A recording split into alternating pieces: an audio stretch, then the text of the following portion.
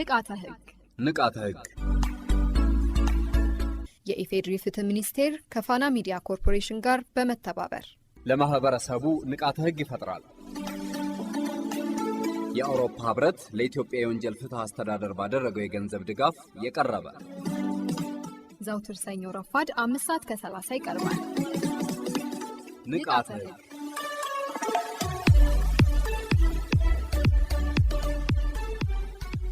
በዚህ ፕሮግራም የሚተላለፉ መልእክቶች የአውሮፓ ህብረትን አቋም ያንጸባርቃሉ ማለት አይደለም። ሰላም ጤና ይስጥልን የተወደዳችሁ አድማጮቻችን፣ ሳምንታዊው የንቃተ ህግ ዝግጅታችን ሰዓቱን ጠብቆ መደመጡን ጀምሯል። በቆይታችን መረጃ እናቀብላችኋለን፣ የሙዚቃ ግብዣም ይኖረናል። የኃይል ስርቆትና የሚያስከትለው የወንጀል ተጠያቂነት በዝርዝር የምንመለከተው ዋና አጀንዳችን ነው። እስከ ዝግጅታችን ፍጻሜ ድረስ አብራችሁን ትቆዩ ዘንድ ጋበዝናችሁ። በተከታይነት ብሩክ ድንቁ መረጃ ያስደምጣችኋል። አብራችሁን ቆዩ።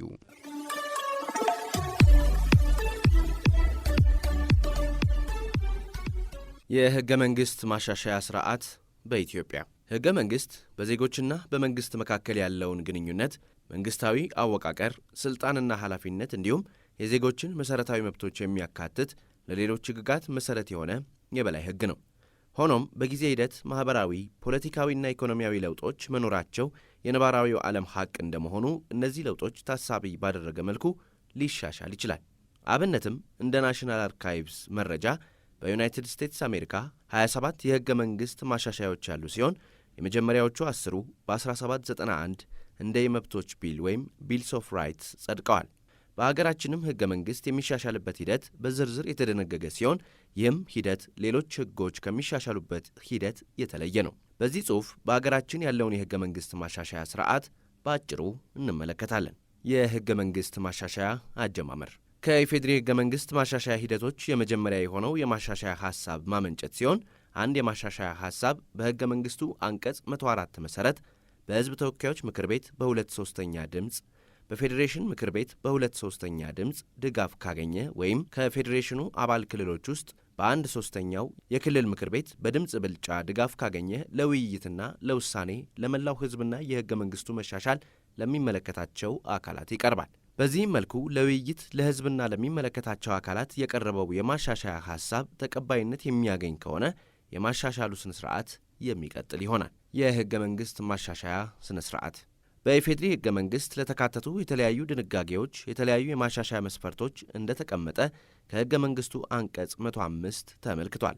ይኸውም በህገ መንግስቱ ምዕራፍ 3 የተዘረዘሩት መብቶችና ነጻነቶች በሙሉ ማለትም ከአንቀጽ 13 እስከ 44 ህገ መንግስትን ስለ ማሻሻል የተደነገገው አንቀጽ 105 እንዲሁም የህገ መንግስት ማሻሻያ ሐሳብ ስለ ማመንጨት የሚደነግገው አንቀጽ 104 ሊሻሻሉ የሚችሉት ሁሉም የክልል ምክር ቤቶች የቀረበውን ማሻሻያ በድምፅ ብልጫ ሲያጸድቁ፣ የፌዴራሉ መንግስት የህዝብ ተወካዮች ምክር ቤት በ2/3 ድምፅ የቀረበውን ማሻሻያ ሲያጸድቀውና የፌዴሬሽን ምክር ቤት በ2/3 ድምፅ ማሻሻያውን ሲያጸድቀው ነው።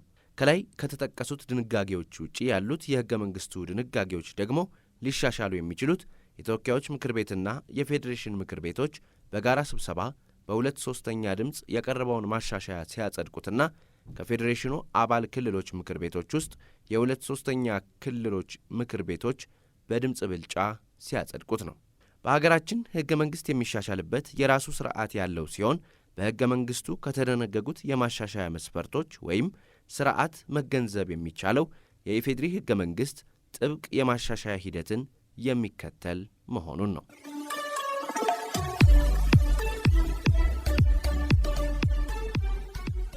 ከፋና ሚዲያ ኮርፖሬሽን ንቃተ ህግ ነው እየተደመጠ የሚገኘው። እያደመጣችሁን ስለሆነ እናመሰግናለን። አሁን ወደ ዋና ጉዳያችን ተመልሰናል። የዛሬው ዋና ጉዳያችን የኃይል ስርቆት የሚያስከትለውን የወንጀል ተጠያቂነት በተመለከተ ነው። በርዕሰ ጉዳያችን ዙሪያ ሰፋ ያለ ማብራሪያ የሚሰጡን የህግ ባለሙያ ከፍትህ ሚኒስቴር ጋብዘናል። በድጋሚ አብራችሁን ቆዩ።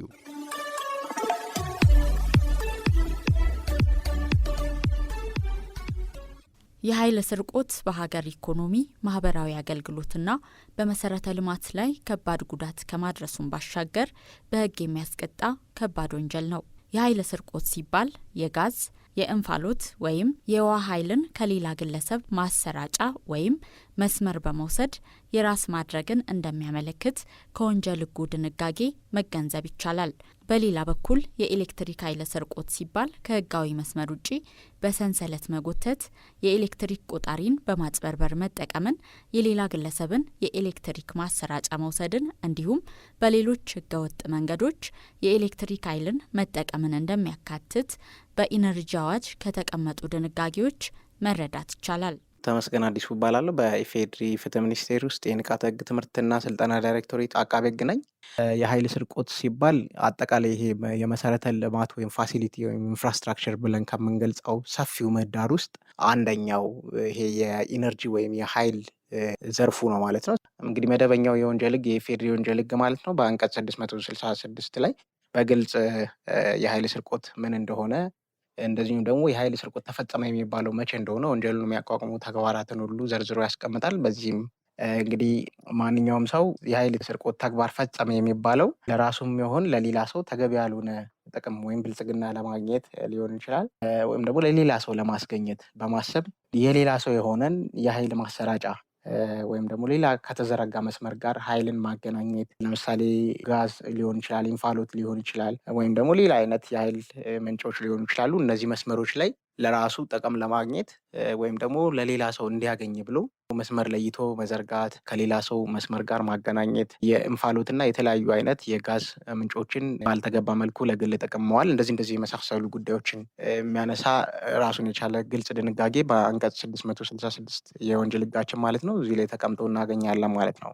ነገር ግን ዋነኛውና አሁን እያነሳን ላለነው ርዕሰ ጉዳይ ሊገዛልን የሚችለው የህግ ማዕቀፍ አዋጅ ቁጥር 810/2006 የወጣ ማለት ነው። ራሱን የቻለ የኢነርጂ አዋጅ ዝርዝር ህግ አለ ማለት ነው። ስለዚህ በዚህ አዋጅ የተመላከቱ ጉዳዮችን ለዚህ አሁን ለምናነሳው ጉዳይ በቀጥተኛ ቅርበት ያላቸው ነገሮች ያሉት እዚህ አዋጅ ስር ነው ማለት ነው። ስለዚህ በዚህ አዋጅ መሰረት አንድ የኃይል ስርቆት ተግባር ተፈጸመ የሚባለው መቼ ነው የሚለውን በተለይም በአዋጁ አንቀጽ 28 ስር ተቀምጧል። ስለዚህ በዚህ የኢነርጂ አዋጅ መሰረት በተለይ በአንቀጽ 28 ስር ሰፍሮ እንደምናገኘው የኃይል ስርቆት ተግባር ተፈጸመ የሚባለው ምን ጉዳዮች ሲሟሉን የሚለውን በዝርዝር ያስቀምጣል ይህ አዋጅ።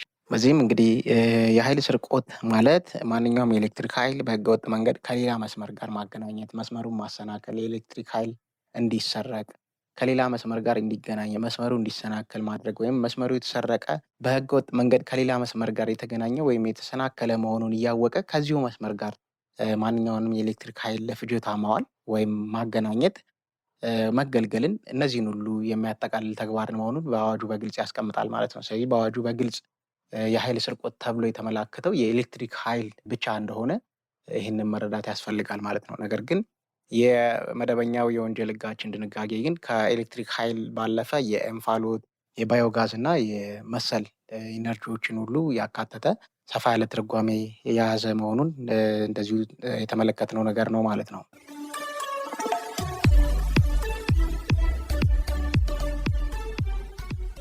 የኃይል ስርቆት ተፈጽሞ ሲገኝ 3 አይነት የቅጣት አይነቶች በህጉ ተቀምጠዋል። የእስር ቅጣት፣ የገንዘብ መቀጮና የፍትሐ ብሔራዊ ኃላፊነት። የእስር ቅጣትን በሚመለከት ከነዚህ ተግባራት ውስጥ እንደ ሁኔታው እንደደረሰው ጉዳት ያው ከቀላል እስራት ጀምሮ እስከ 5 ዓመት ሊደርስ በሚችል የጽኑ እስራት ቅጣት ሊቀጣ የሚችል መሆኑን በአዋጁም በግልጽ የተቀመጠ ነገር ነው ማለት ነው።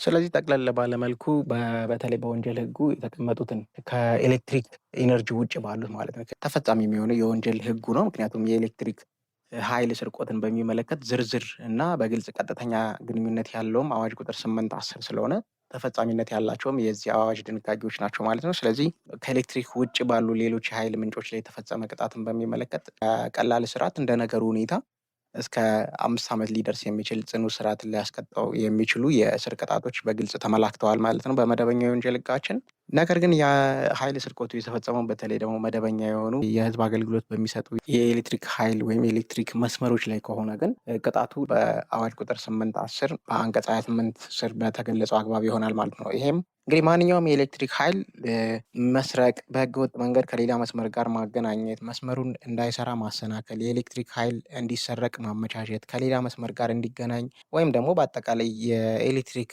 ኃይል የማስተላለፍ ሂደቱ እንዲቆራረጥ፣ እንዲስተጓጎል እንዲስተጓጎል ማድረግ ወይም ደግሞ መስመሩ የተሰረቀ እና በህገወጥ መንገድ የተገኘ መሆኑን እየታወቀ ከዚሁ መስመር ጋር እንዲገናኝ አድርጎ መጠቀምና እነዚህን የመሳሰሉ ወንጀሎችን የፈጸመ ማንኛውም የኃይል ስርቆት ተግባር የፈጸመ ግለሰብ እስከ 5 ዓመት ሊደርስ በሚችል የወንጀል መቀጮ ሊቀጣ ይችላል። እዚህ ጋር ያው ልብ ማለት የሚያስፈልገው ነጥብ የመደበኛው የወንጀል ህጋችን ቀላል ቅጣትንም በአማራጭ አስቀምጧል። እዚህ ጋር ግን ቀላል እስር የሚባል የተቀመጠ የለም፣ ጽኑ እስራት ነው። እሱም እስከ 5 ዓመት ሊደርስ የሚችል ጽኑ እስራት ሆኖ ተቀምጧል ማለት ነው።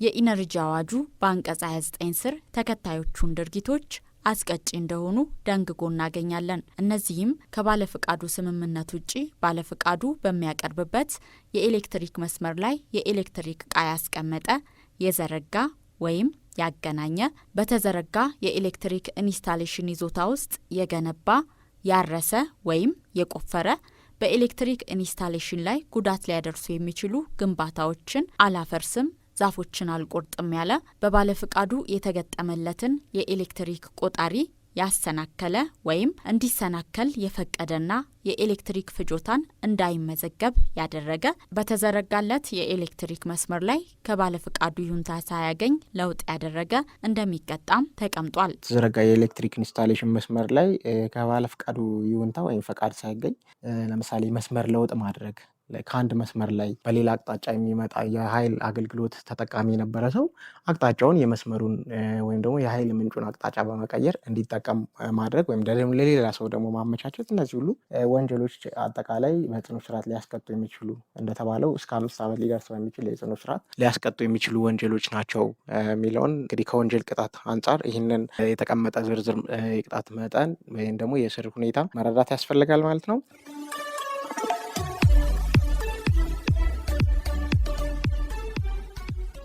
የኃይል ስርቆት ከሚያስከትለው የእስራት ቅጣት በተጨማሪ በአማራጭነት እንደ ወንጀሉ ክብደት በገንዘብ ያስቀጣል። የገንዘብ መቀጮ የሚወሰነው በደረሰው ጉዳት መጠንና በህገወጥ መንገድ ጥቅም ላይ በዋለው የኃይል መጠን ላይ ተመስርቶ ነው። ከባድ የኃይል ማስተላለፍ መስተጓጉልን ፈጥሮ ከነበረ የገንዘብ መቀጮም አብሮ ሊጣል ይችላል ማለት ነው። ወይ በተናጠል ወይ አብሮ ከእስር ቅጣቱ ጋር ሊጣል ይችላል የገንዘብ መቀጮ ማለት ነው። በዚህም እንግዲህ ከነዚህ ተግባራት ውስጥ አንዱን የፈጸመ ማንኛውም ግለሰብ ከ20 እስከ 25 ሺህ እንደነገሩ ሁኔታ እስከ 25 ሺህ ሊደርስ በሚችል የገንዘብ መቀጮ ሊቀጣ ይችላል ማለት ነው። ስለዚህ ዋና ዋናዎቹ የእስርና የገንዘብ መቀጮዎች ሁለቱን ይሆናሉ። በአንዳንድ ሁኔታዎች ደግሞ ፍርድ ቤት እንደ ነገሩ ሁኔታና እንደደረሰው የጉዳት መጠን ሁለቱንም በጣምራ የእስርም የገንዘብ መቀጮንም አንድ ላይ በቅጣት መልክ ሊጥል ይችላል ማለት ነው። ይህንን መረዳት ያስፈልጋል።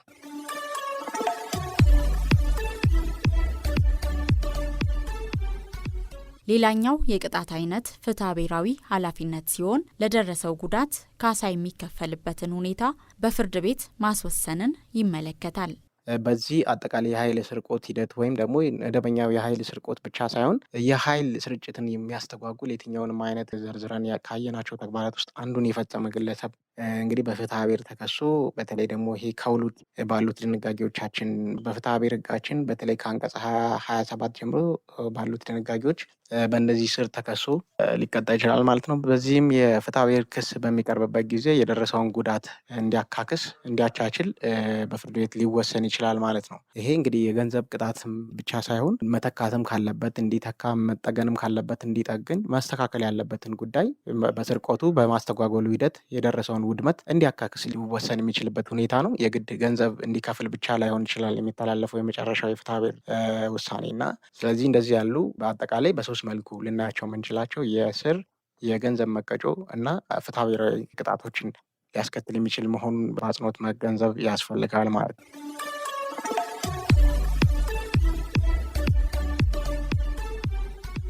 የኤሌክትሪክ ኃይል ስርቆት ቀላል የማይባል በሀገር ደህንነትና ኢኮኖሚ እንዲሁም ማህበራዊ አገልግሎቶች ላይ ከባድ ጉዳት የሚያደርስና በሕግ የሚያስጠይቅ ከባድ ወንጀል መሆኑን ሁሉም ሊገነዘበው ይገባል።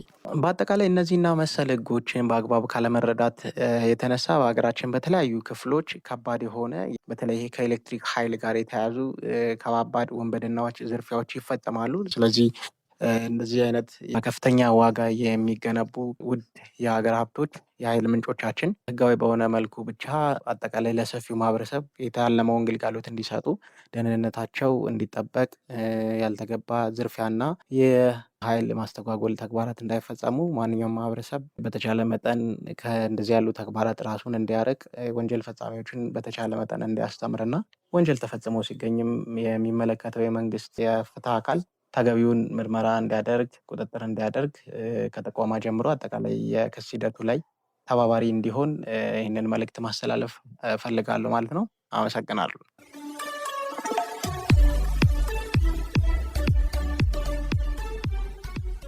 ለዛሬው ያሰናዳነው የንቃተ ህግ ዝግጅታችን ያደመጣችሁትን ይመስል ነበር። የፕሮግራሙ አዘጋጅና አቅራቢ ትህትና ካሳሁን ስትሆን ቢኒያም አስናቀ ፕሮግራሙን እየመራው አብሬያችሁ ቆየው። ሳምንት በሌላ ርዕሰ ጉዳይ እስከምንመለስ መልካም ጊዜ ይሁንላችሁ።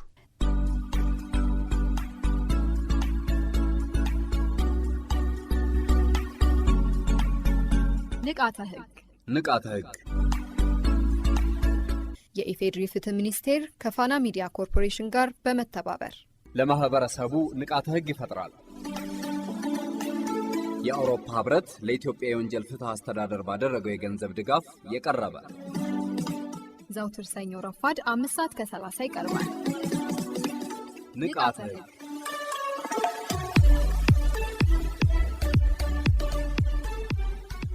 በዚህ ፕሮግራም የሚተላለፉ መልእክቶች የአውሮፓ ህብረትን አቋም ያንጸባርቃሉ ማለት አይደለም።